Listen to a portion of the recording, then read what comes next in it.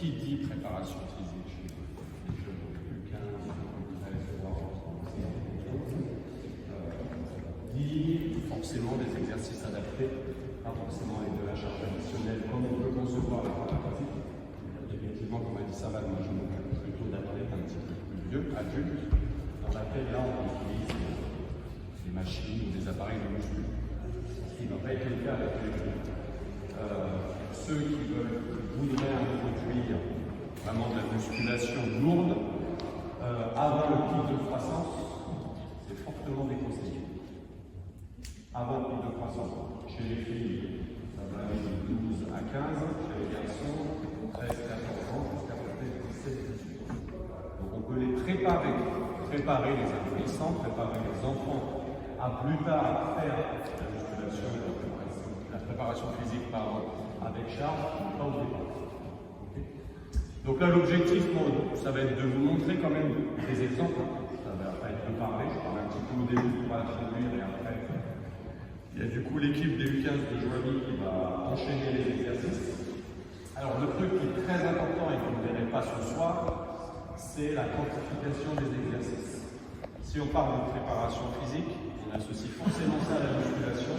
Qui dit musculation dit 4 termes importants, répétition, série, charge et repos. Donc si vous n'avez pas ces 4 facteurs-là en préparation physique, ça ne marchera pas très bien. D'accord? Donc là, le facteur que vous ne verrez pas, c'est le facteur série, parce qu'il va faire pas une ou 9 exercices, s'il fallait répéter 3 ou 4 fois avec du repos, on en a pour 3 heures. Et il ne tiendrait pas le coup. Donc là, vous allez voir une série, un exemple d'un exercice qu'il faudrait répéter plusieurs fois avec des phases de repos. Okay.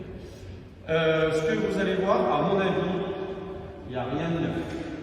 Voir la plupart des choses, vous les connaissez, vous les faites déjà. Vous allez tous, je pense, sur YouTube, sur les réseaux sociaux, vous utilisez des trucs de vidéo. Quand je ne sais pas, souvent j'essaie de m'informer. L'avantage, maintenant, justement, c'est cet accès au réseau numérique. Avant, il y avait des bouquins, souvent il n'y avait pas d'illustration, il n'y avait pas d'exemple, on n'avait pas le rendu en image. Là, maintenant, avec les vidéos, on voit, on prend, et très souvent, tout ce qui est en vidéo est très bien. Après, le problème pour moi qui vais un petit peu plus dans les détails, c'est que même si tous les exercices que vous allez voir et que vous faites faire sont bons, la plupart du temps, vous ne savez pas forcément pourquoi vous faites faire cet exercice. Quel est le but premier? Quels sont les facteurs très importants à ne pas oublier si on veut que ça fonctionne? Ok. Donc on va voir comme ça plein d'exemples. Il y en aura sur la vitesse, il y en aura sur l'endurance, il y en aura un petit peu sur la force. On va faire avec du dribble, avec de la défense, avec du shoot. Voilà. Le but c'est de voir le maximum de choses. Une fois qu'on aura vu tous les exercices que je vais vous expliquer, c'est-à-dire qu'ils feront, pendant ce temps-là je vous expliquerai un petit peu quand il faut les données théoriques. On prendra un petit temps de questions-réponses si jamais il y a. Et l'objectif, entre guillemets, à la fin, c'est que vous sortiez plutôt avec des certificats. Ah ben c'est cool, moi je faisais déjà ça. C'est bien, c'est le but, mais après c'est comprendre peut-être, ah ouais je faisais ça, je ne savais pas trop pourquoi, mais je faisais la même chose. Donc c'est un bon départ, après ça a creusé un petit peu et tout est adapté. Moi je vais utiliser par exemple, à mon jeu d'hier pour faire travailler la lecture et tout ce qui est vitesse et réflexe. On n'est pas obligé d'acheter ça, on peut très bien le faire, on verra tout au début sur l'échauffement avec des cônes de couleur. C'est la même chose, sauf qu'il faut que le coach montre. Là, je règle les lumières et moi, j'ai rien à faire. Mais tout peut être adapté. Le but, c'est pas, ok, c'est bien, je fais ça demain.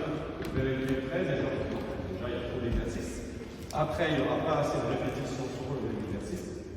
Et ensuite, peut-être qu'il y a des choses qui ne sont pas adaptées ou à votre goût, ou au matériel que vous avez, etc. Donc là, c'est vraiment prendre, ensuite essayer de comprendre et faire avec. Ok?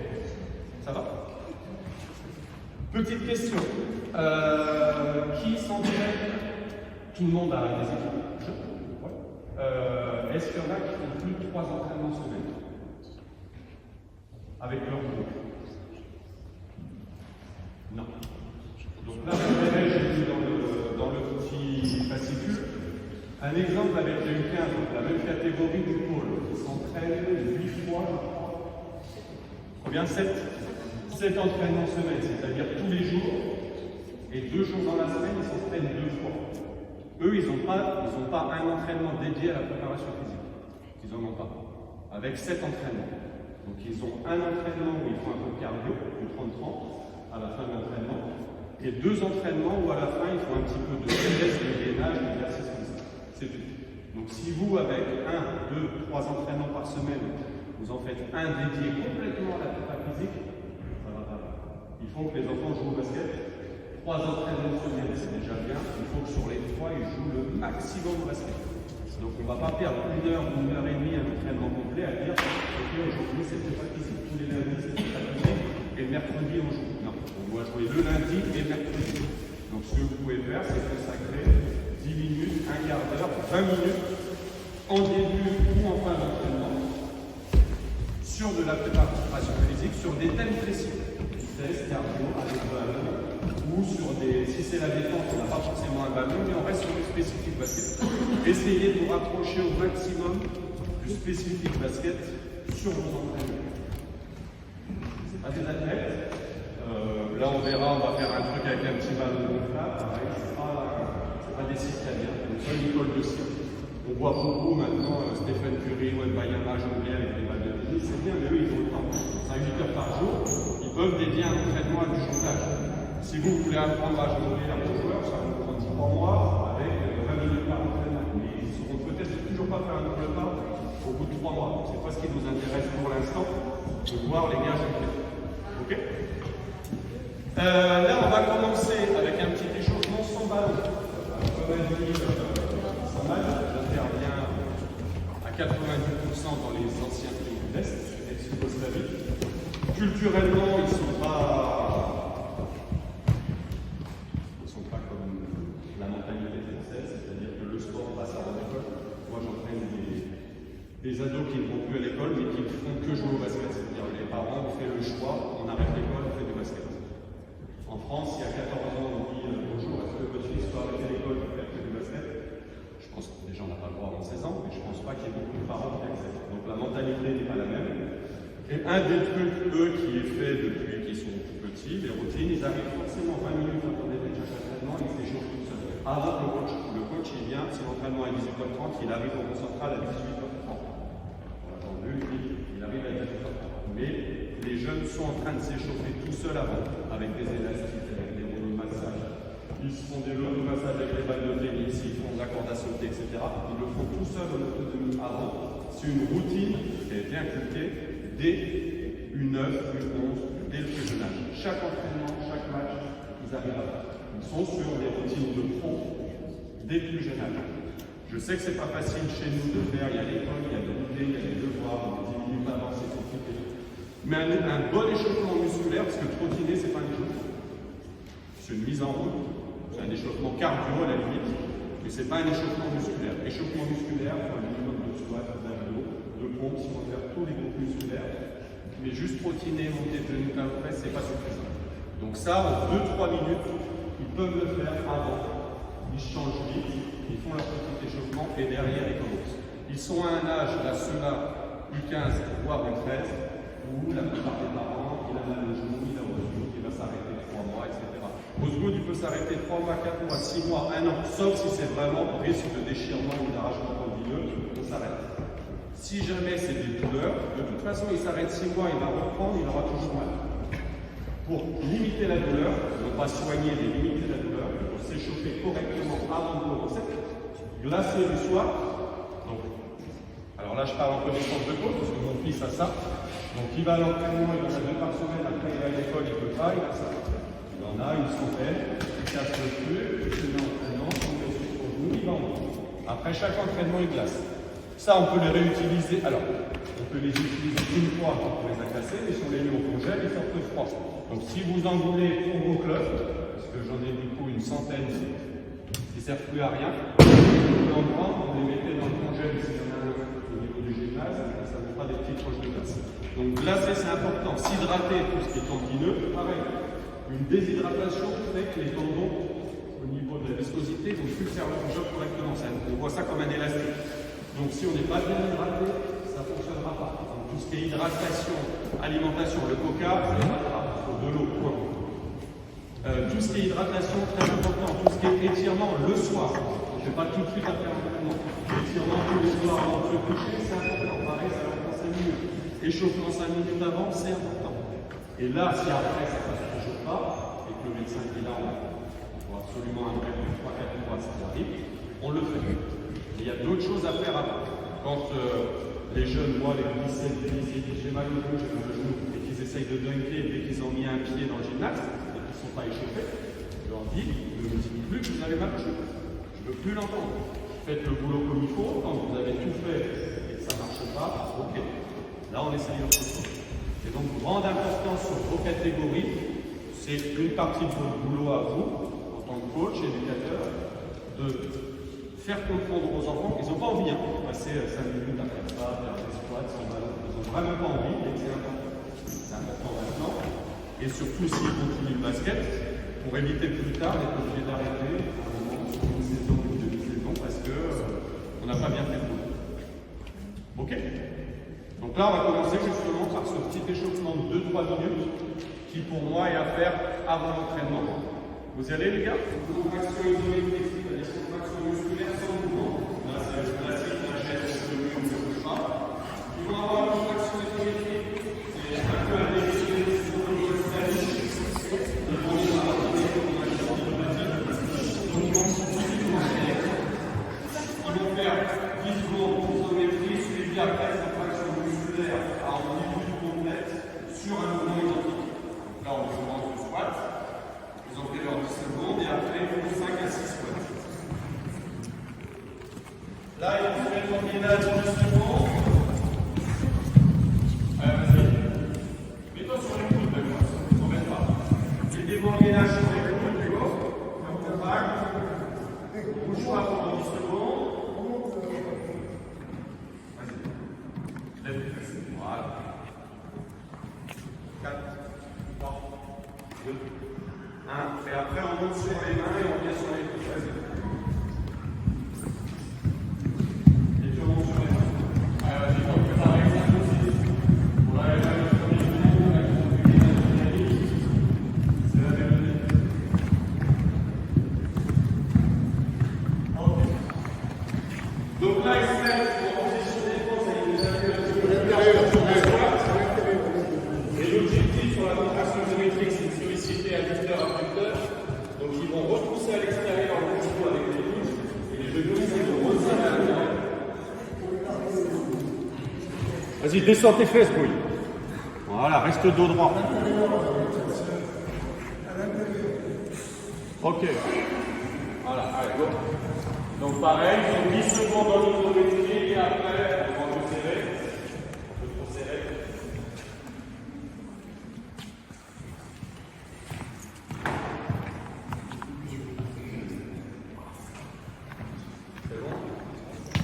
Donc là, il faut faire une échauffer les mollets, reste 10 secondes sur le point de pied. Allez, main en l'air. Travail d'équilibre. 4, 3, 2, 1. Et travail de chute, défense. Allez, on enchaîne. Point de pied, défense.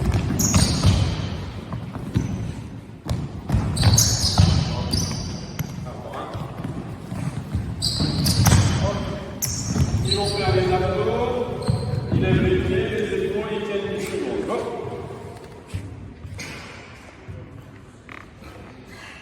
Allez, tends les jambes. 5, 4, 3, 2, 1. Et vas-y, fais tes abdos. Et après, ils font un travail de fermeture et d'ouverture en abdos. Ok. Allez, go. Super mal. 10, 9, 8, 7, 6, 5, 4. Dans les jambes en main. 2, 1. Allez, go.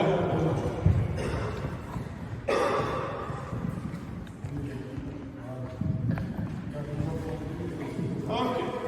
C'est bien au début de prendre un petit peu de temps là-dessus, même pour muscler l'éducation posturale. Vous avez vu, là, on n'arrive pas à avoir le dos droit, à être en flexion complète. On ne défend jamais comme ça. Quand on défend, on a cette position-là. Ça, c'est ce qu'on appelle de l'éducation posturale.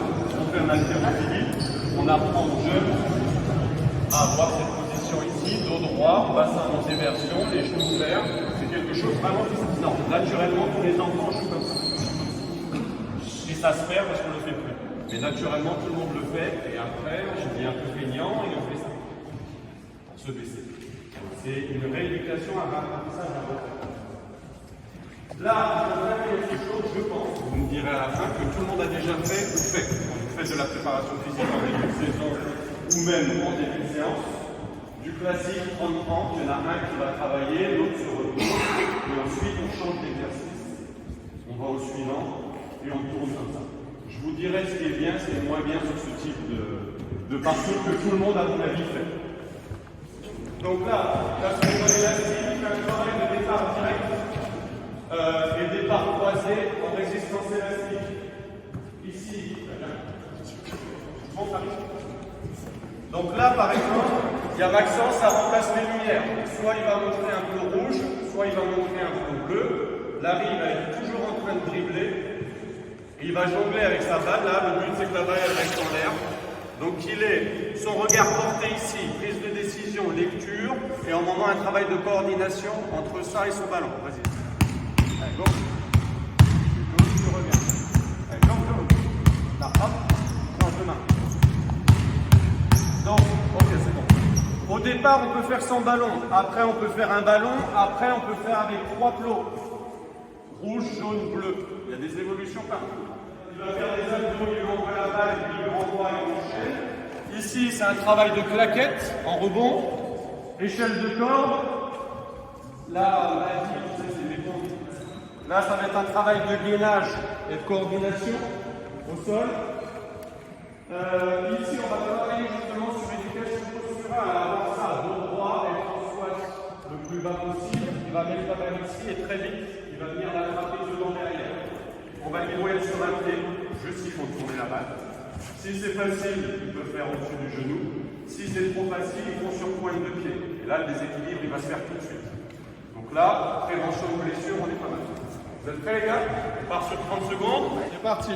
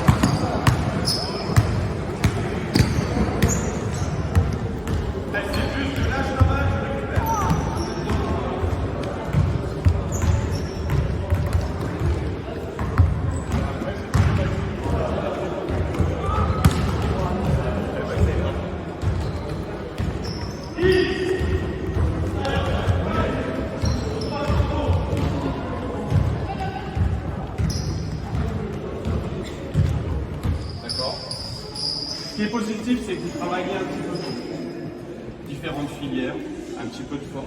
Donc l'élastique, c'est un travail de force. À partir du moment où on rajoute une résistance extérieure, c'est un travail de force, adapté à leur âge. Et après, un travail de vitesse en allègement, qu'ils soient plus légers que leur poids de colle. D'accord? Donc là, on travaille par exemple la force. On a fait un petit peu de pliométrie, travailler la détente sur les plaquettes avec le panier. Travailler la détente, la pliométrie, jusqu'au jour d'aujourd'hui, c'est ce qu'il y a de mieux. Le travail, par exemple, qui était là-bas avec la défense, oui, devait faire même pas passer la balle, juste la passer devant, derrière, entre les jambes, en changeant les mains. Là, on est sur un travail justement d'éducation posturale. Construire ça en ayant le dos à plat, en ayant les genoux et les chevilles suffisamment ouvertes pour construire la bonne posture du squat, si plus tard ils font de la vraie musculation, qui est semblable à une posture de défense. L'échelle de rythme, on est sur de la vitesse en fréquence d'appui et de la coordination. Et après, ça évolue. Il y en a qui l'ont fait avec le ballon au-dessus de la tête, il y en a qui ont essayé en dribblant.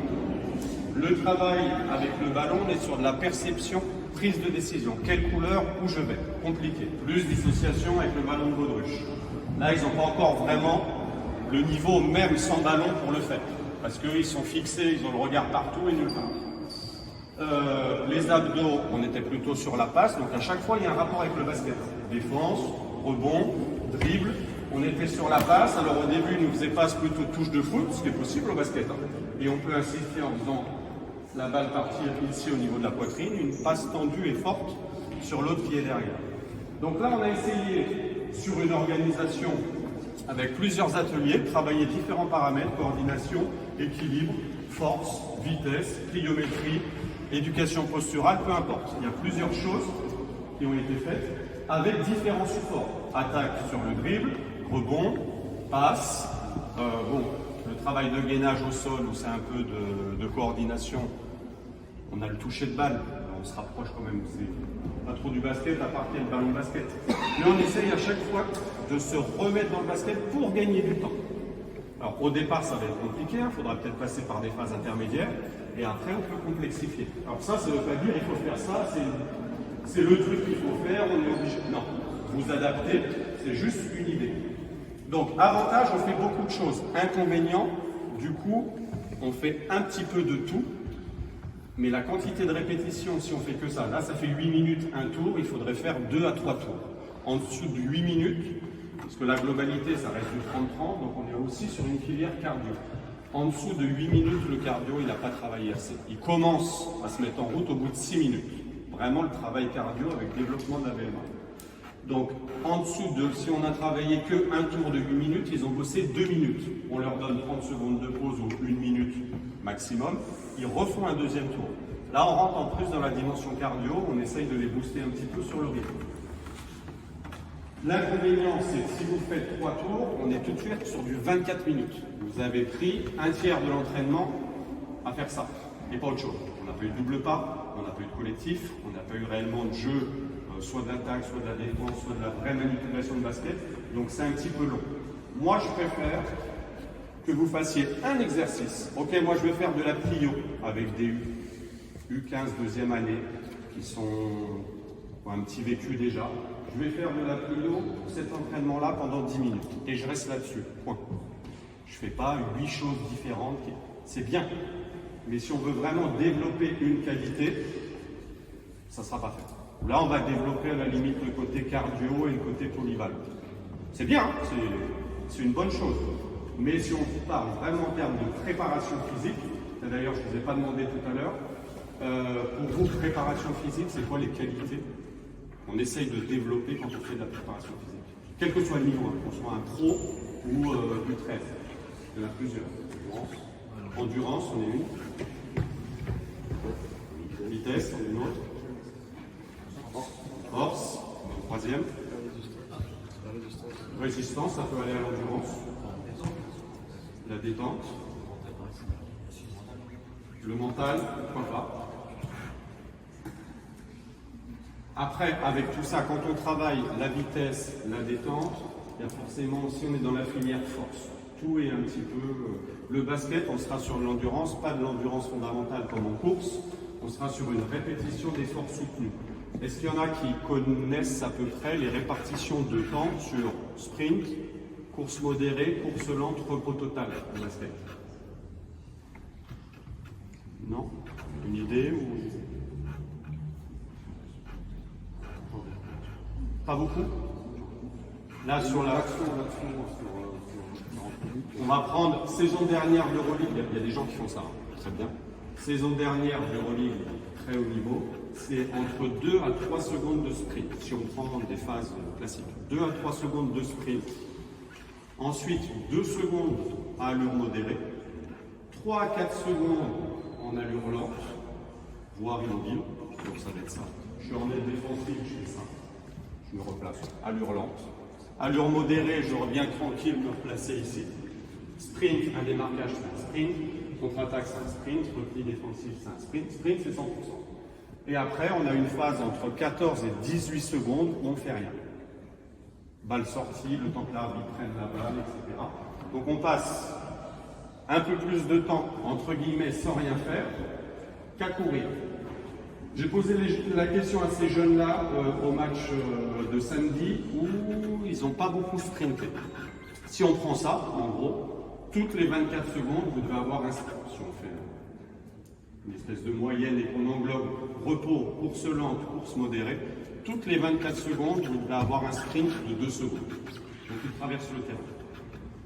Je joue, donc, en gros, toutes les 30 secondes, j'ai un sprint à faire. Donc si je joue 1 minute, j'ai 2 sprints à faire. J'aurais posé la question à la mi-temps. Il y en a qui ont joué à peu près la moitié du temps, donc 10 minutes sur les 20 de temps effectif. Qui pensent avoir fait 20 vrais sprints? Il n'y en avait pas. Donc c'est qu'il y a un truc qui ne va pas. Sur le repli, sur la contre-attaque, sur le démarquage, sur la défense, où eux, ils ne se mettent pas suffisamment dans l'intensité. Et ça, ils comprennent assez vite. Combien de sprints tu penses avoir fait en une mi-temps? 3-4. Ok, tu as joué 12 minutes, tu aurais dû en faire 24. C'est pas bon. On n'est pas dans ce qu'on attend d'un joueur de basket moderne. Donc ça, c'est vraiment parlant. Je ne vous dis pas en U11, U13. À partir du U15, ils comprennent. Ils savent combien de sprints à fond ils ont fait. Il y en avait un qui m'a demandé ce que c'était, ce que c'était que le sprint. C'est quoi un sprint? Je lui ai dit, si tu as un chien qui court et qui veut te mordre les mollets, c'est ça. Donc il a dit, je ne crois pas que j'en ai fait. Je veux développer un facteur de force adapté à des jeunes. Donc on a dit tout à l'heure sur l'échauffement, contraction isométrique, il n'y a pas de mouvement. On prend une position, on la maintient, contraction musculaire, qui est tenue sur un temps donné. C'est un des paramètres sur des jeunes les plus importants pour développer la force. On va travailler en même temps l'attitude défensive et le temps de réaction. Donc, on le voit au foot, on le voit au volley, on le voit au basket, en plein sport, au handball. Ils ont un ballon pour deux, ils le mettent ligne rouge, ils sont en position défensive. Donc appui 2 fois la hauteur des épaules, quasiment. On est en flexion, en demi-squat. Moi je vais annoncer cheville, genou, épaule, tête, ils ont touché. Sans bouger, vous restez là, cheville, genou, épaule, tête. Quand je tape sur la main, c'est le premier qui attrape le ballon qui gagne. Et là, donc, quand je vous disais tout à l'heure, on est sur la préparation physique, donc de la muscu, donc on quantifie. Ils vont faire des séquences d'1 minute. Pendant 1 minute, ils vont faire ça, on prend 2-30 secondes et ils vont enchaîner. Donc toujours, important, vous devez savoir, et ça c'est un combat, moi, quand je travaille avec les équipes pro, vous devez être capable de quantifier le nombre de sprints, le nombre de sauts, le nombre de passages en isométrie, etc. Et quand vous travaillez, il n'y a pas de préparateur physique, quand vous serez un jour coach à haut niveau, et que le préparateur physique va vous demander, et qu'il n'y a pas les capteurs dans le dos pour tous les athlètes, il y en a en volley, il y en a en foot, un petit peu en basket, combien de sauts il a fait hier à l'entraînement? Il y a des entraînements où on peut faire 100 sauts au basket. S'il y a eu 100 sauts, le lendemain, il n'y a pas de force et pas de plio. C'est 3 à 4 jours de repos. Donc vous devez être capable de quantifier chaque paramètre physiologique en tant que coach. Prêt? Vous avez compris ou pas? Dos droit, réfléchir, on est en position de défense, on a fait. Approchez-moi avec du ballon si vous n'avez pas attrapé. Genou. Là. Ça c'est le genou. Ça c'est la cheville. Ça c'est l'épaule. Ça c'est la tête. Touchez ta cheville. épaule, tête, épaule, dos droit Youssef, cheville, cheville,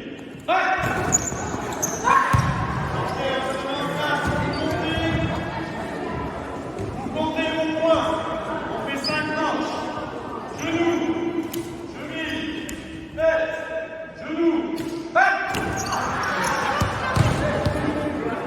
en place, tête, épaule, cheville, genoux, tête, oh, épaule, genoux, cheville,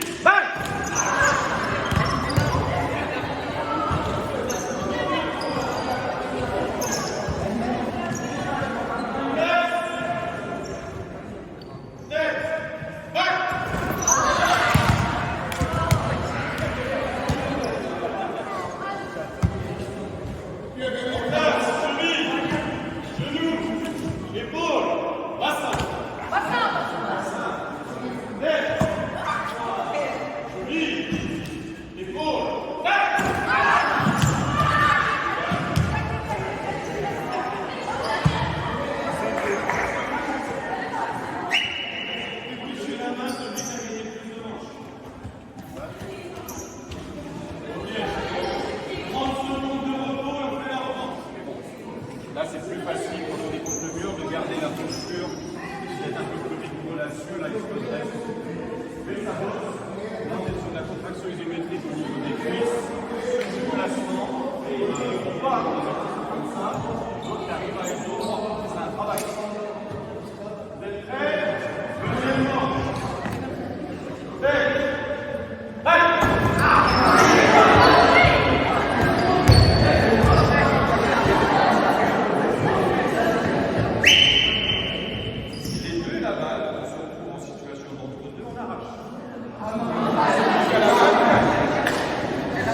Épaule, bassin, genou, plus bas et haut, cheville, genou, épaule, pour une fois au basket, il y a l'avantage de grand petit. Le grand, pourquoi le basket? Le petit est plus proche de la balle. Si je mets quelque chose à taille, plus proche de la vache.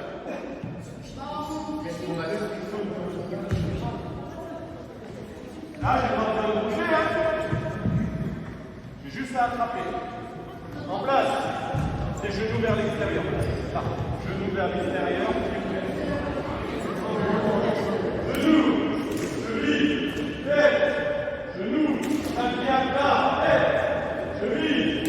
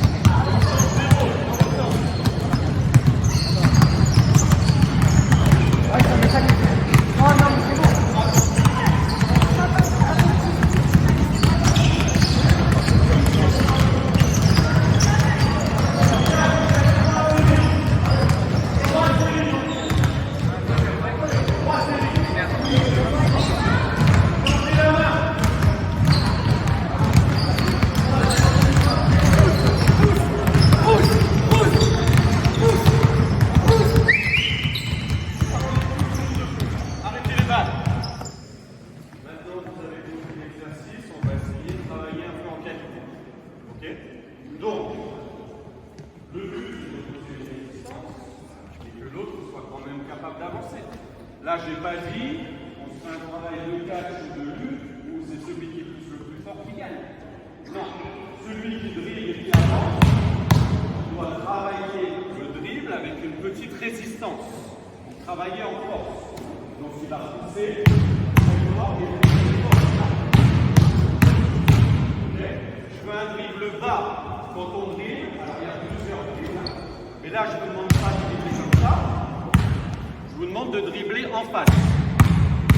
Comme si je voulais faire une contre-attaque et sprinter. Donc vous allez faire un passage. Donc vous adaptez à la force de l'autre. Sans tes bras. Je dis lui, il tend les bras, il résiste, je le pousse. Et là, je vais courir en le poussant et en faisant un dribble en étant les épaules et les pieds en face. Un passage comme ça. Le deuxième passage, on change les rôles. Je fais l'aller, on change les rôles, on revient. On va faire le dribble de protection quand il y a une pression défensive. Donc toujours je pousse. Et là, on va protéger sa balle avec son corps. Et on va pousser comme ça. Donc là, vous aurez plus de force. Vous allez ancrer sur les deux jambes. Et vous allez vraiment faire un dribble en puissance. Ok?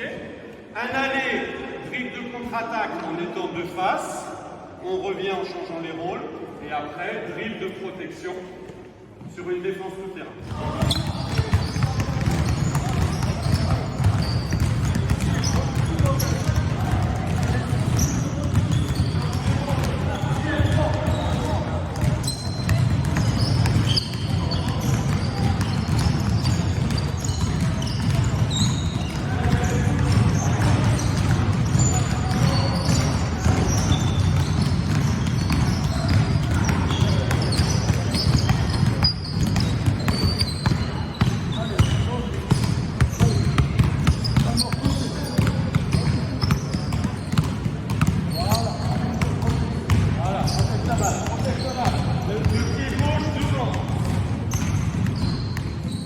Il y a deux zones sur les jambes différentes qui travaillent en même chose. Il y en a qui les ont ou pas trop. Celui qui dribble, qui avance. C'est quoi la zone plutôt? Quadrille. Zone antérieure. Et celui qui résiste, plutôt la chaîne postérieure. Ischio, etc. Donc ça, c'est un petit exercice. On parle de prépa physique où on travaille sur de la force, parce que je pousse. Un qui résiste, quand je résiste, ça fait quand même travailler les ischios, et l'autre qui pousse les quadrilles. Ok, c'est pas du squat à 100 kg, il n'y a pas de problème. Mais c'est de la préparation physique adaptée aux jeunes. Ok? Sur la ligne de la répète. Ok? Là, on va faire un travail de défense. Pure attitude défensive. Si vous voulez être méchant, s'il y en a un qui n'a pas la bonne attitude, on recommence. On arrête le chrono, on le remet à zéro. On va être sur le travail classique, développement de la filière aérobie, travail cardio. On va faire du 30 secondes de travail. On va être gentil, on va faire du 20 secondes de travail, 20 de repos. 20 de travail, 20 de repos. Pour que ce soit un petit peu monotone, deux qui se rapprochent le plus de la défense, c'est-à-dire qu'en défense, normalement, on ne va pas censé savoir ce que dans l'attaque on va faire. C'est à droite, à gauche, peut-être reculer, avancer, je ne sais pas, il y a un écran, bref. Donc je vais leur annoncer une couleur, bleu, rouge ou blanc.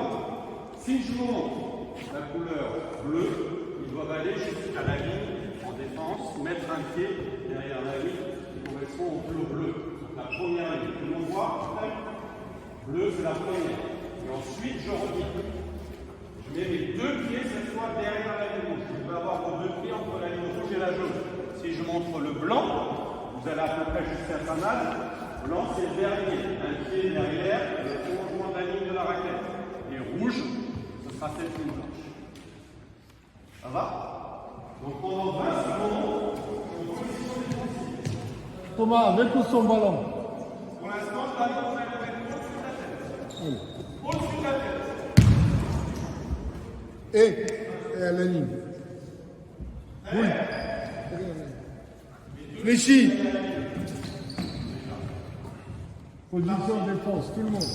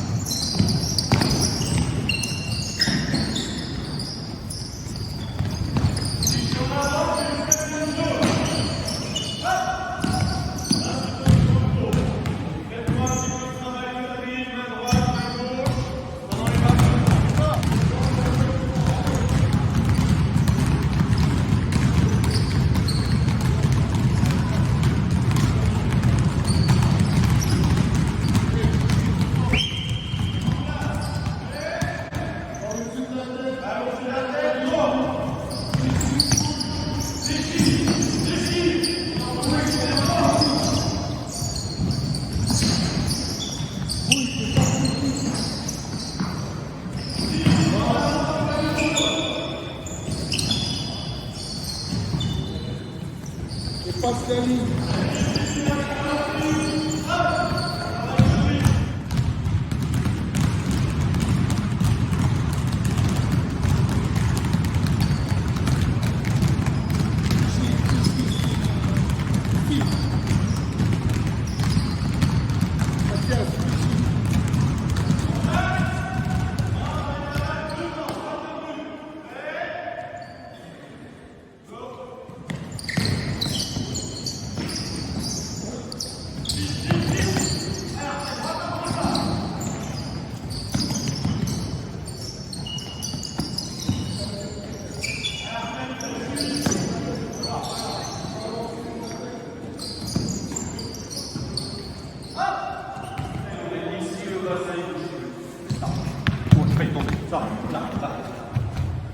Ça bouge pas.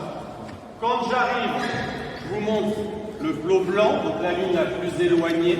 Je mets mon pied derrière, je veux un pas croisé.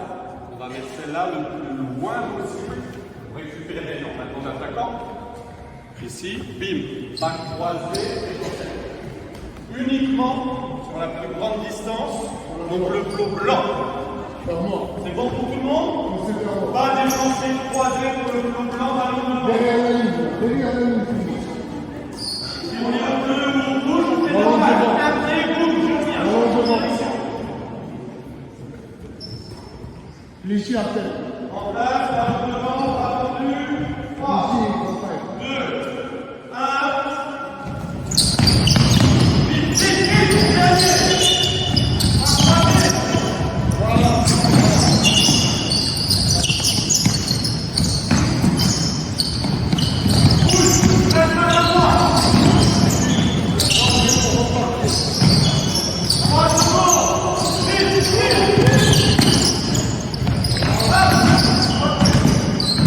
J'ai dit tout à l'heure en dessous de 6 minutes, ça ne bosse pas.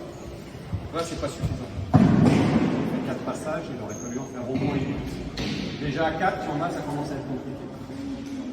Donc 8 passages, on peut répéter ça sur 2 séries, 3 séries. C'est tout. Alors, après, vous faites bien comme vous voulez. Ça encore, ça va. Ça peut être placé en début d'entraînement. Le 30-30 en 20-20, le 15-15, le 30-15 flou, en vrai sprint, avec objectif. Vous n'êtes pas obligé de prendre la VMA. Si vous voulez, vous le faites. C'est pas obligatoire. On demande aux gamins de se dépouiller sur chaque passage. Et on peut prendre des notes quand même d'une séance sur l'autre pour voir et ajuster. Ok, au début, tu m'as fait. Si je prends, on va rester sur ceux du pôle par exemple, il y a eu 15 sur cette catégorie. En 30-30, les meilleurs font 3 allers-retours complets. Complets. Moi, je l'ai fait faire il y a 2 semaines pour voir, pour comparer, à un joueur d'ABA Ligue 1. C'est le championnat d'ex-Yougoslavie, Slovénie, Monténégro, Serbie, Bosnie, et j'en oublie un. Et Croatie. Il a fait la première série avec 5 passages et la deuxième à 4. Donc 6, ça fait pas mal. Donc il y a des gamins, ils vont peut-être faire 6 sur le premier, 6 sur le deuxième. Après, ça va descendre à 5. Après, ça va descendre à 4. Il va exploser. Donc 6, c'est trop. Vous n'êtes pas obligé de vous embêter avec un test VMA. Ça, par contre, si vous faites vraiment ça, je vous conseille de le faire à la fin. Parce que sinon, vous allez être, vous, en tant que coach, énervé tout le reste de l'entraînement en disant les gars, vous ne mettez pas d'intensité, ça ne défend pas. Ouais, ils sont cuits. C'est pas qu'ils peuvent plus, c'est pas qu'ils veulent pas, ils peuvent plus. Donc à la fin, en plus, vous n'êtes pas obligé de leur dire les gars, posez les ballons. Un coach, il reste 10 minutes. Ouais, posez les ballons. Là, ils savent, ils ont un petit indicateur. Moi, je préfère à la fin. Moi, après, vous faites. L'objectif peut être. Ok, après derrière, c'est des entraînements cool, plutôt basé sur le shoot, plutôt travail d'appui, plutôt technique. Je ne vais pas demander une intensité folle. Moi, je ne vais pas avoir des exigences vraiment au niveau de l'intensité, un niveau d'exigence trop élevé. On le fait au début. Mais si très souvent on dit allez, on bosse la défense aujourd'hui, on bosse le cardio, bim, on commence là-dessus, et après on fait des matchs, et tout le long du match, les gars, vous ne couvrez pas, là, ils sont tous. Donc plutôt à la fin. Okay. Toujours 6 minutes. 6 minutes, c'est bien, 6 minutes, 3 fois 6 minutes, c'est très bien. 18 minutes, sont 8. 2 fois 8. Ouais, ça évolue aussi. Il y a la distance qui peut évoluer des gamins. Ça ne va pas non plus évoluer de manière exponentielle. Et après aussi, vous, sur le nombre de séries ou le nombre de passages. Il faut réfléchir en globalité. À partir du moment où vous faites une, voire on peut aller jusqu'à 2 minutes de repos, de toute façon, le cœur, jusqu'à 1 minute, 1 minute 30, il ne descend pas plus de 70% de la fréquence cardiaque. Donc après, dès qu'on reprend, bim, on monte tout de suite sur une intensité importante. Et si, je peux faire 2 minutes de... Ouais, 1 minute de passage. Ils auraient bossé vraiment 6 minutes à fond au niveau résistance. Il est dans cette colonne-là. Il va faire un travail de dribble le plus vite possible. Et ensuite, il enchaîne avec un double pas.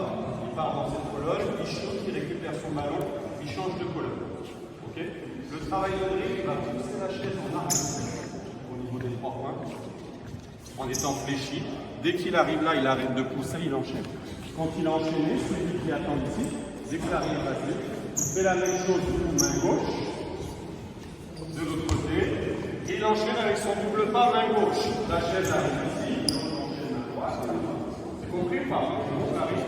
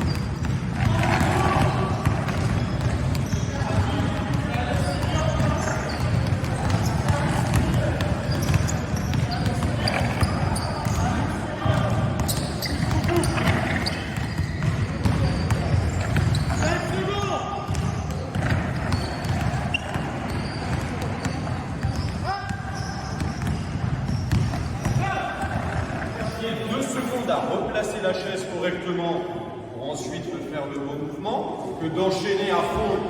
Ok, quand je pars, je suis à fond. 100%. Voire même 110%. C'est-à-dire si je vous enlève la chaise, vous irez moins vite. La chaise vous aide à aller plus vite que ce que vous êtes capable de faire. Je veux que l'idée de la chaise reste à l'extérieur du demi-cercle. Je fais un demi-cercle. Et après, je mets de cette vitesse de rotation, je reste fléchi sur la position et bim, j'enchaîne le panier. Maximum un dribble. Je suis bas, un dribble, je me relève, allez, même 2. Je préfère 2 dribbles très bas et puissants en gardant la vitesse, même que 1. Parce que sinon, vous allez vous relever trop vite. Ok? On repart sur 2 minutes. Tous les passages sont 100%.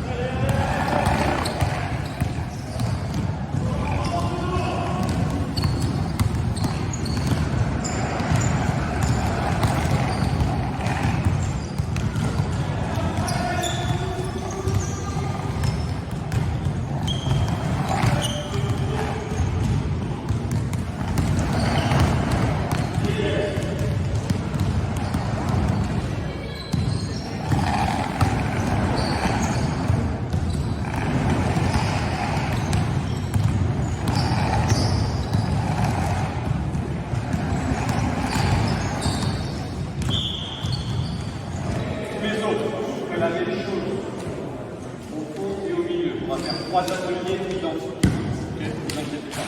Là, comme ça, on fait un effet. Au signal, vous avez 30 secondes.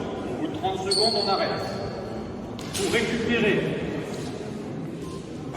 les petits plots là et en mettre 3 dans votre seau. Quand il n'y en aura plus au milieu, ou même avant, vous avez le droit d'aller en récupérer dans le cerceau du copain. L'objectif pour vous, dès qu'il y en a un des quatre qui a mis 3 petits cônes dans son cerceau, c'est fini, les autres ils font 5 points. On peut les prendre au milieu ou dans ceux des copains. Vous avez max 30 secondes.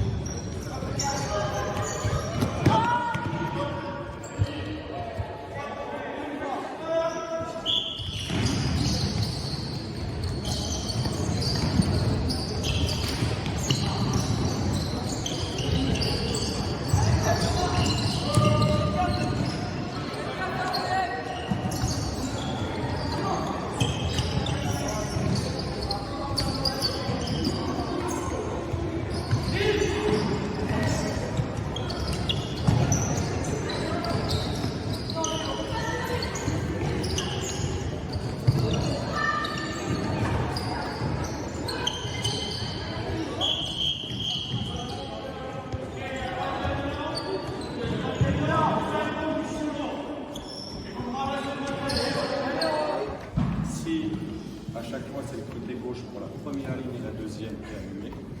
Je pars direct à gauche. Si c'est celle de gauche, celle de droite, je fais un slalom, je pars à gauche, slalom pour contourner à droite, et je shoot. Et on a fait. Vous passez toujours à l'extérieur. Il y en a que deux. Regarde, là. Là, comme ça. Là, je passe à l'extérieur. Là, ici. Là, ici. Ok.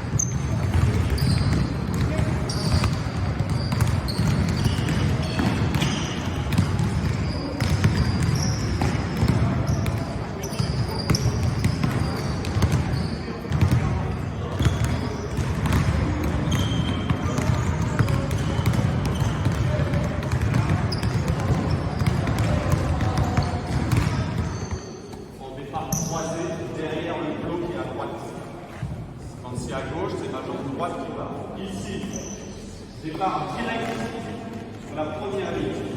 Si c'est les deux plots à gauche, je vais le plus vite possible au panier. Si c'est les deux à gauche qui sont rouges, je vais le plus vite possible. Si c'est en diagonale et que je fais le slalom, départ direct, je veux un dribble entre les jambes, au milieu et j'enchaîne. Ok? C'est bon pour tout le monde? Ça va aller un peu plus vite entre les lumières. En place!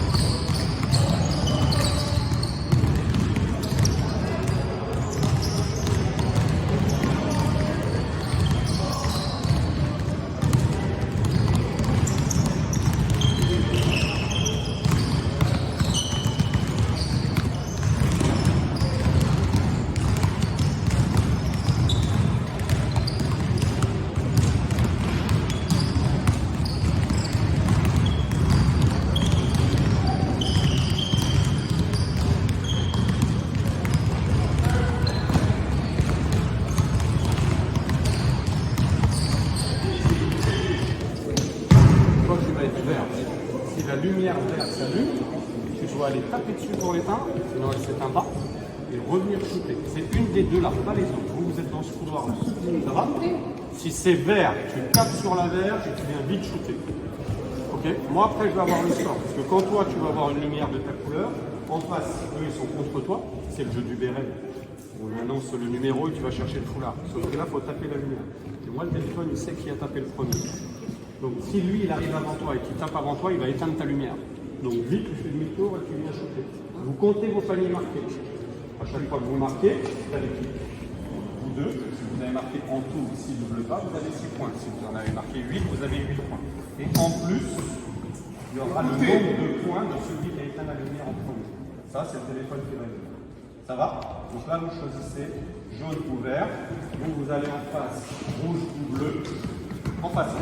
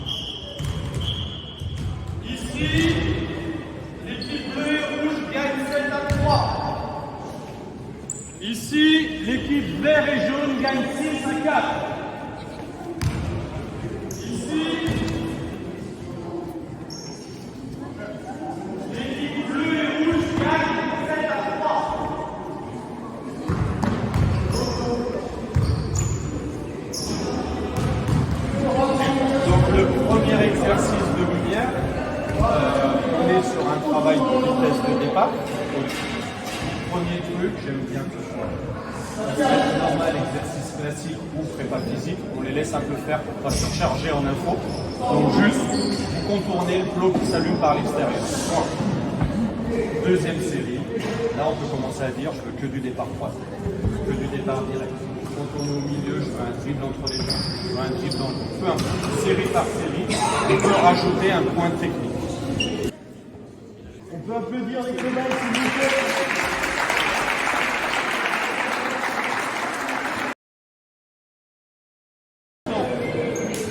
Que vous ayez des lumières ou non, en fonction de ce que vous voulez travailler. Si je dis, je travaille le cardio, qui répète, il profile, il arrive, la lumière s'allume et il s'enchaîne. Là, on travaille le cardio. Si on veut travailler la vitesse, de départ, il faut forcément un petit temps de repos avant d'enchaîner. Quand on travaille de la vitesse, surtout des bases de muscu, c'est la même chose que la force. C'est très peu de répètes et beaucoup de repos. Normalement, c'est à peu près comme en musculation. On peut être à fond, à 100% sur un travail d'appui ou sur des sauts sur 6 appuis. 6 appuis. Un sprinter, par exemple, sur 100 mètres, il ne peut pas être à vitesse max sur 100 mètres. C'est pas possible.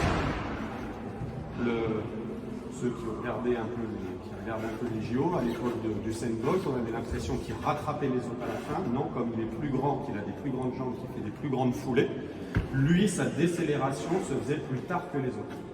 Donc il n'accélérait pas à la fin, les autres décéléraient, parce qu'ils avaient déjà bousillé tout leur nombre d'appuis à vitesse max. Donc là, c'est pareil. Il faut savoir ce que je veux travailler. Je ne peux pas dire, là, tu laisses pas assez de repos, c'est nul ce que tu fais. Non, si vous voulez travailler le cardio, c'est très bien. Par contre, si moi je travaillais, le but de l'exercice c'était la vitesse sur le premier pas. Ah là, t'as trop enchaîné. Impossible qu'il soit à 100% de sa vitesse sur le premier pas s'il n'a pas une phase au moins où il est en repos. Donc ça, c'est à vous de paramétrer. Moi j'ai mis les lumières, c'est un peu ludique. Les enfants n'ont pas l'impression, ils sont focus là-dessus. Ça fait travailler un peu tout ce qui est vision. Je vois beaucoup de, pas forcément en basket, des préparateurs physiques qui vont annoncer oralement. Droite, gauche, 1, 2, bleu. Le problème, c'est que c'est très rare que ce soit une information sonore qui amène une prise de décision. Le défenseur, il ne va pas dire attention, je t'oriente ligne de fond, ou si l'attaquant ne va pas me dire je vais te crosser à gauche, repartir à droite. C'est les yeux qui voient et après, j'interagis en fonction de ce que je vois. Donc ça, c'est une modélisation. Si on veut aller très loin, sur quel signal induit le déplacement ou le mouvement ou la contraction musculaire, il faut que ce soit le même. Donc plutôt une info visuelle que sonore. On n'est pas obligé d'acheter ça. C'est un petit peu cher, mais ça peut être amorti, si c'est le club qui l'achète, ça peut être amorti assez vite. Cette marque-là est bien sur les paramètres, après pas très solide. 2-3 ans, en général, le truc pour les mettre en charge, c'est pas terrible. Mais si on en prend soin, ça peut aller. Si vous n'avez pas ça, vous faites ce qu'on a fait, c'est pour ça que je l'ai mis sur les déplacements défensifs, avec des plots. Je mets un peu rouge, un peu bleu. Bon, par contre, moi, je suis obligé de rester là si je suis coach, ou je peux le faire à un blessé ou à un gamin qui me tourne. S'il annonce bleu, je contourne le bleu. S'il annonce rouge, je contourne le rouge. On peut mettre 2 rangées de plots et il annonce 2 couleurs différentes. Tout ce qui est avec les lumières peut être fait pour le plomb. Là, ce qu'on a vu à la fin, avec toutes les lumières, c'est le jeu du béret. Quand on est dans la cour d'école, tous les jeux de toute façon d'école, normalement, on peut les retransposer sur d'autres sports et ça marche bien pour un peu de la prépa physique. On est là sur une prise d'information, une décision, un mouvement, souvent de la vitesse, une répétition d'effort. Là, c'était le jeu du béret. On choisit un numéro entre 1 et 6. 1, les deux 1, ils vont. Le premier qui prend le petit chasuble au milieu, il a gagné. Là, ils avaient chacun. Ça, je le faisais en échauffement avec l'étude pro du volley. Au départ, on apprend ses erreurs. Je mettais une lumière, une seule, pour 2 joueuses en face à face. Et la première qui touchait la lumière des 2 avait gagné. Genre, une lumière pouvait s'allumer en rouge ou en bleu. Tous les 2, on est rouge. Si c'est rouge, on y va. Mais bon, si on demande la vitesse à fond, donc ensuite, c'était une lumière par joueur. Ce qui induit plus de lumière, etc. Les 2 sont connectés entre elles. Donc eux, c'était 2 soit rouge, soit jaune. Il y avait une des deux lumières qui allait forcément s'allumer soit en jaune, soit en vert. Là-bas, c'était soit rouge, soit bleu. Donc, une des deux allait forcément être en rouge-bleu. Ça peut être droite, ça peut être gauche. Et le premier des deux qui tape sa lumière éteint celle de l'autre. Donc là, on n'a pas de problème de face à face, de percussion, mais les deux sont connectés. Donc, si c'est par exemple rouge et vert, le rouge vient, il tape avant, ça éteint celle du vert ou du jaune, peu importe. Et sur le téléphone, ça met que le rouge, c'est pour ça que je leur disais 6, 4, etc. Le rouge a été la lumière avant l'autre, donc il a été plus rapide. Et derrière, on peut mettre soit ce que vous voulez, hein. Il y en a qui aiment bien faire des comptes, faire des sprints, on peut juste dire t'as gagné, t'as perdu, ça peut être suffisant. Mais ça rajoute un peu de compétition et du coup qui a gagné, etc. Okay. Là, pareil, je leur avais dit, mais ils étaient dans le... Parce que la plupart des exercices, ils ne les avaient jamais faits. Je leur avais dit, comptez vos doubles pas. Un point, parce que le but, c'est quand même de marquer. Il y en a plein, ils étaient focus là-dessus, ils allaient vite et ils rataient. Un point par double pas marqué. Donc, comptez vos nombres de paniers marqués par groupe de 2 et on additionnera aux couleurs. C'était trop d'infos pour eux. Donc, on a fait que les couleurs, ils n'ont pas compté ni rien. Ok ? Est-ce que vous avez des questions ? Après, je vous dis, tout ce qu'on a vu là, la quantité sur chaque zone n'est pas suffisante. On a fait une série ou deux à chaque fois, en fonction de ce qu'on veut travailler. Il aurait fallu peut-être 3 par exemple pour l'exercice de défense ici, 3 x 6, 3 x 8. Pour les exercices de lumière, ça pouvait être 5 fois 2 minutes, parce qu'on est là, on est quand même sur du drill et sur du shoot, donc on est vraiment sur un truc de basket classique au niveau technique. Le départ, c'est pareil, hein, on peut faire ça sur plus longtemps si on veut, et on différencie les départs. Et soyez rigoureux sur les retours techniques, même si vous voulez induire de la prépa physique. Le travail de la chaise, par exemple, qu'ils ont fait là, est très bien pour être bas. Et en gros, la chaise suffit à elle-même pour qu'ils aient cette position. Sauf que là, après, quand ils ont eu des lumières, la plupart étaient tout droit. Après, on réutilise ça. Hop, vous partez bas et vous gardez cette flexion ici. On peut parler où est-ce qu'on pose le pied, on peut mettre une chaise, on peut mettre un plot, peu importe. Comment est-ce qu'on pose le drill. Essayez de gagner du temps, de ne pas faire prépa physique juste parce que c'est bien d'en faire, il n'y a pas de problème. Le cardio, le meilleur âge, c'est maintenant en plus. On peut développer et avoir des gains maintenant qu'on ne pourra jamais avoir après. Sur tout ce qui est cardio, on a chacun une capacité qui est propre, hein, qui est génétique. Et normalement, si tout le monde arrive à atteindre son 100% un jour, avec un entraînement d'athlète de haut niveau vraiment sur du fond, on peut réussir à l'augmenter de 1 à 1,5 km/h maximum sur votre capacité physiologique. Si moi, ou comment je suis fait génétiquement, me permet d'être à 18, en m'entraînant, en allant, je ne sais pas où, en Éthiopie, peu importe, dans les vrais pays, où on court au Maroc, peu importe, en faisant les mêmes entraînements que les meilleurs, je pourrais, si je suis à 18 en physiologie, aller à 19,5 points. Donc je ne serai jamais athlète de haut niveau dans ce sport-là.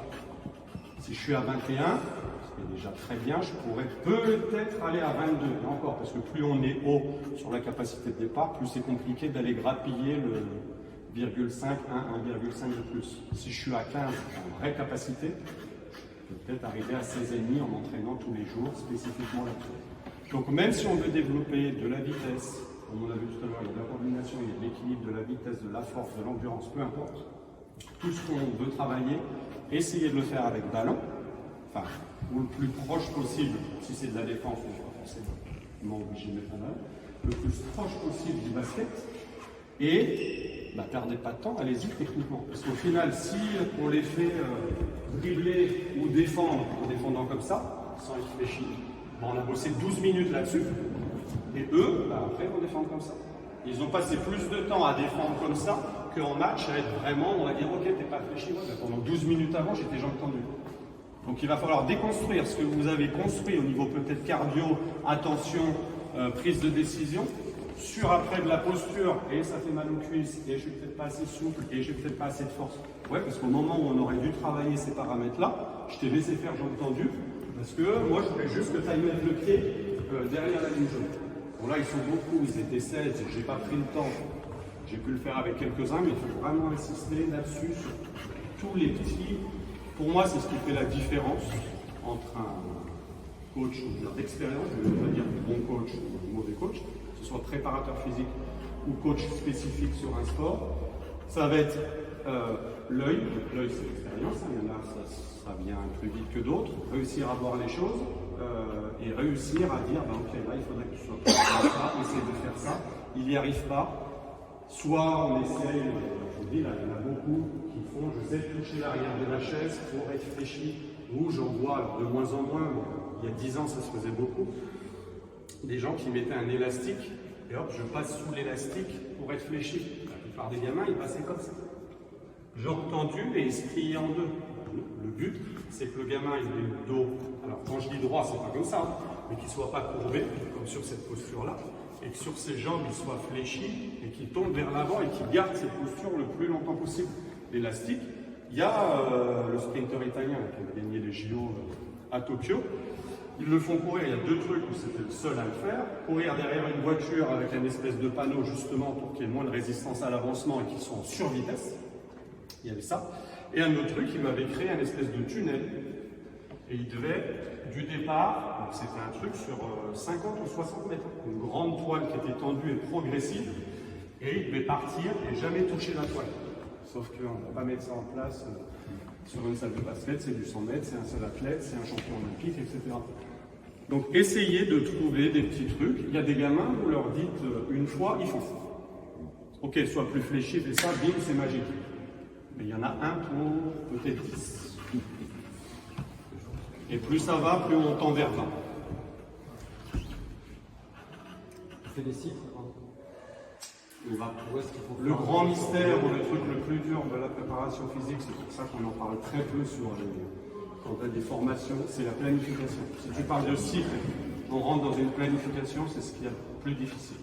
C'est pour ça le type exercice de départ où il y a un petit peu de tout, comme je vous ai dit, c'est bien parce qu'on travaille tout. Après, on va passer en profondeur pour vraiment avoir un vrai résultat direct physiologique. Mais est-ce que sur des U13, U15, U11, on a besoin d'aller chercher ça? Ça, c'est à vous de construire. Vous pouvez vous dire, moi, je veux un mec, une fille, un athlète, un basketteur, qui soit polyvalent. Je parle au niveau préparation physique, physio. Je veux qu'il soit polyvalent. Un peu rapide, un peu endurant, qui saute un petit peu, techniquement qu'il ait construit un placement. Donc on fait un petit peu de tout. Vous pouvez dire, moi, U11, U13, je veux que ça défende tout terrain quand ils vont arriver en U15, prise à 2, blablabla, cardio. Je veux développer le cardio. Ok, là on va être plutôt sur des cycles orientés cardio, endurance de force, peu importe. Beaucoup de répétitions, très peu de repos. Moi, je veux des mecs rapides. Après, j'ai un groupe homogène, 10 joueurs à peu près de niveau équivalent, gabarit équivalent, toutes les 3 minutes je vais faire un changement. Endurance, ça ne m'intéresse pas, par contre, je veux des gars hyper rapides.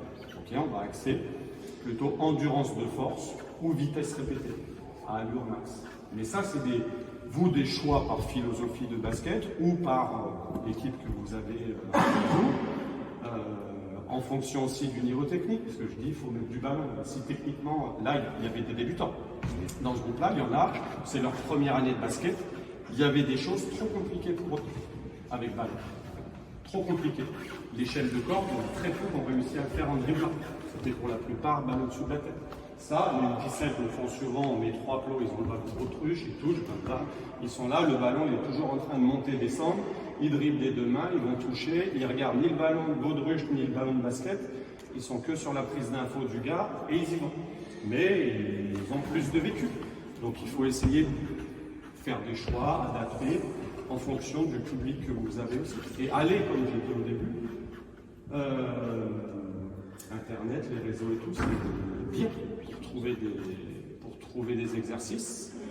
Après, juste, il faut essayer si on veut, c'est bien d'être curieux, d'aller un petit peu plus loin sur le pourquoi. Parce que si vous allez sur le pourquoi, tu pourras aller un peu dans la planif, aller sur la quantité, répétition, série, repos, tout est important. Voir cet exercice de la chaise, par exemple, qui marche bien, ok. Alors ça peut être un axe technique. Hein. Celui-là, moi j'ai choisi de faire des séquences de 2 minutes parce qu'ils étaient 6 de chaque côté il y a un passage toutes les 3 secondes en général. Toutes les 2-3 secondes, il y en a un qui passe. Donc ça donne suffisamment de récup, ça travaille à droite et à gauche pour être à 100% à chaque fois. Ça m'arrive des fois de le faire du milieu de terrain. Ils passent tous, donc là c'est un peu plus long. Donc je mets que la chaise ici, ils tournent ici, sprint, donc là il y a plus de dribble, ils ont un demi-terrain à dribbler, ils doivent conserver leur vitesse, être en vitesse max, vraiment type contre-attaque avec la défense qui arrive derrière. Je suis en vitesse max, je la conserve, je finis sur mon lay-up et je dois marquer. Je reviens là vraiment en trottinant, voire en marchant parce que je viens de faire un sprint d'un demi-terrain. Et j'enchaîne de l'autre côté. Peu importe ce que vous voulez travailler. On peut faire avec un plot. On peut le faire, le plot est un peu bas et tombe. Le plot, il va avoir tendance à se renverser. Ça peut être bien aussi, ou le plot que je pousse. Ouais, Je pousse en restant fléchi et je fais des largeurs de terrain comme ça sur le départ croisé. Le plot est glisse, je change de main, je le pousse en partant et je suis fléchi. Ça, pour moi, la chaise, je dis pas faites-le, c'est ce qui fonctionne le mieux sur une technique parfaite. Il n'y a pas de mauvaise gestion. S'ils arrivent à être bien en travail de poussée, il y en a, c'était pas parfait. Il y en a, ils étaient sur une espèce de dribble de protection en faisant la chaise. Non, là, on était sur de la vitesse, donc je dois être comme quand on a poussé le ballon de face. Après, ça, c'est à vous de réguler. C'est le mieux. Et on se sent vraiment, quand on a fini de la chaise, on se sent vraiment un peu aspiré là par le virage. C'est le but, hein. Aspiré par le virage et puis on gicle vraiment au panier. Donc celui-là, moi je le trouve intéressant. Après même, essayez. Vous essayez, quand vous arrivez 5 minutes avant l'entraînement, essayez la chaise. Juste pour le sentir, il est pas mal. Moi j'aime bien. Ça permet d'avoir, on leur dit, souvent on parle des pieds, mais c'est souvent l'épaule qui doit guider. C'est-à-dire que si je veux aller loin, ça va être mon épaule gauche sur un départ croisé qui va me donner cette position-là, vers l'avant. C'est comme un travail de chute ici, et en plus on protège là, et la main qui pousse, vous êtes sur cette position-là. Vraiment, on respecte plutôt bien tous les paramètres techniques d'un gros départ rapide en dribble. Ça se fait un peu mieux. Et après, rajoutons une prise de décision, couleur, ça reste du basket, hein, donc. Faire de la répétition sur un terme technique, c'est bien, mais technique isolée, ça fait des bons joueurs de 1 contre 0 ou d'échauffement, mais pas forcément des bons joueurs de 5 contre 0. Donc essayez d'induire quand vous pouvez une histoire de couleur, de prise de décision, même ça. Hein. Alors j'ai dit, on ne fait pas le signal vocal, c'est pas le mieux. Pour ça, je fais tac, tac, tac, tac, tac, cheville, c'est vite fait, ils sont tous en ligne. On s'en fiche parce que c'est plus de la vitesse que du vrai basket. Et on induit sur cette vitesse-là, un petit peu le travail du cerveau, la liaison neuromusculaire. Quand on dit machin, fais devant, ah c'est trop tard, ouais, c'est trop tard pour faire la passe. Ouais, mais c'est qu'il ne peut pas en fait. C'est pas qu'il n'a pas envie, il ne l'a pas vu, oui, parce qu'il est focus sur autre chose. Donc ça, c'est un truc qui se travaille aussi. Et c'est pas que technique. C'est pas je sais dribbler en fermant les yeux. Non, c'est prendre des infos. J'ai eu du 17 très bon, on va le nommer parce qu'il le sait, Alex Chandé, Noyo. Quand il est sur une montée de balle au bout du terrain, il est capable de regarder qu'un demi-terrain. Il n'est pas mauvais sur ça. Il est capable, s'il y a un joueur là-bas et qu'il est orienté ici, il ne le voit pas. Donc son champ visuel, il ne l'a pas construit. Donc lui, je lui mets des lumières partout. Il n'y en a qu'une qui s'allume. Ça peut être celle tout là-bas ou celle-là. Je l'axe en orientation. Et il doit ouvrir son champ de vision.